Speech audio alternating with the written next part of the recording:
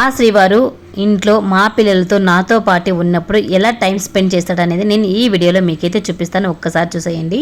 గా Saturday Sunday మా శ్రీవారు మేము నలుగురం కలిసి ఉన్నప్పుడైతే అందరం కలిసి టిఫిన్ చేస్తాము. శ్రీవారికి వర్క్ లేకుంటే మాత్రం ఖచ్చితంగా నలుగురం కలిసి భోజనం చేస్తాము. వీలు కానప్పుడు మా శ్రీవారు ఒక్కడే వెళ్ళేసి కావాల్సినవన్నీ తీసుకొచ్చేస్తాడు. కానీ ఈ రోజు మా శ్రీవారు ఇంట్లో ఉండడం వల్ల మేము నలుగురం కలిసి బయటకైతే వెళ్ళిపోతున్నాము. అది ఎక్కడికంటే ఫ్రూట్స్, వెజిటేబుల్స్, అలానే ఇంట్లోకి ఎగ్స్ కూడా లేవు, అవన్నీ తీసుకొద్దాం అనేసి బయటకైతే వెళ్తూ ఉన్నాము. ఇకైతే మా శ్రీవారు బయటకు వెళ్ళక ముందు ఇంట్లో ఏమన్నా పని ఉంటే చేసేసుకో అనేసరికి నేను ఇక బెడ్ పైన దిండు కవర్లు, బెడ్ షీట్స్ అన్ని నీట్ గా సర్దేసి నీట్ గా వేద్దాం అనుకుంటూ వేస్తూ ఉన్నానా.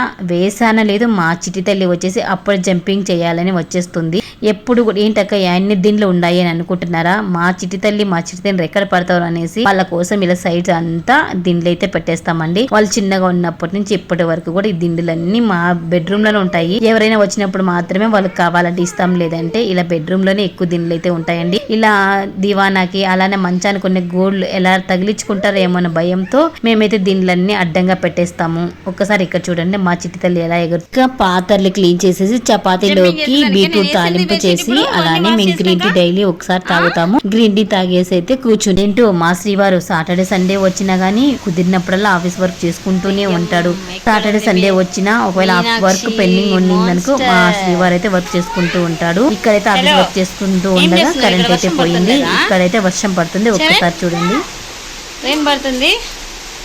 అరే ప్లేయింగ్ పడిపోతుంది కారు.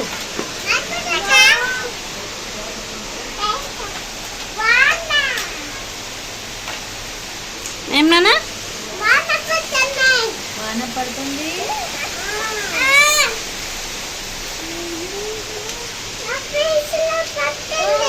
నీ ఫేస్ లో పడుతుంది. ఇంట్లోకి వెళ్ళు.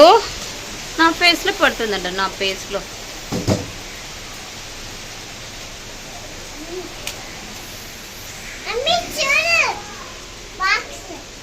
ఆడుకో, ఇంకా ఆడుకో. శ్రీవారు వర్షం పడుతూనే ఉంటుంది. ఇక వెళ్దాము, మళ్ళీ లేట్ అయిపోతుంది. పిల్లలకి స్నానాలు చేపించి తినిపించి పడుకోబెట్టాలంటే లేట్ అయిపోతుంది కదా మళ్ళీ నీకు. సో ఇప్పుడే వెళ్దామా అనేసరికి ఇంకా రెడీ అయ్యేసి నలుగురం కలిసి మా కార్లో అయితే వెళ్తున్నాం.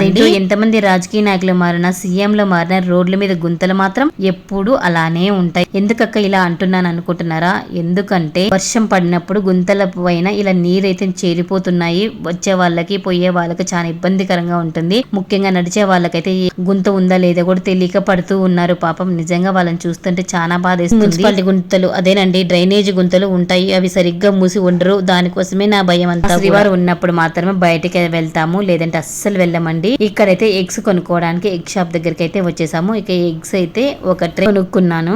ఎగ్స్ అయితే కొనుక్కునేసి మళ్ళీ ఫ్రూట్ షాప్ కి అయితే వెళ్తూ ఉన్నాము. అక్కడికి వెళ్ళాక వీడియో తీసుకుందాం అనుకున్నాను కానీ అస్సలు వీలు కాలేదు. ఇక మా చిట్టి తల్లి అయితే నాకు ఫ్రూట్స్ కావాలి అని చెప్తున్నారు. ఒక్కసారి వాళ్ళ మాటల్లో వినేద్దామా, వాళ్ళు ఎలా మాట్లాడతారు అనేది ఒక్కసారి వినేసేయండి. What please? You want fruits? Okay. Please ఎందుకు? Why you asking please? నాకు మా ఇంట్లో మా పిల్లలు మా శ్రీవారి ఇంట్లో ఉంటే నాకైతే ఫుల్ హ్యాపీగా అనిపిస్తుంది. ఇక్కడైతే ఫ్రూట్స్, వెజిటేబుల్స్ అన్ని తీసుకొని వచ్చేసాము. ఇంకా అవన్నీ సర్దుకోవాలి. ఉంటా మరి బాయ్. వీడియో కనుక నచ్చితే లైక్ చేయండి.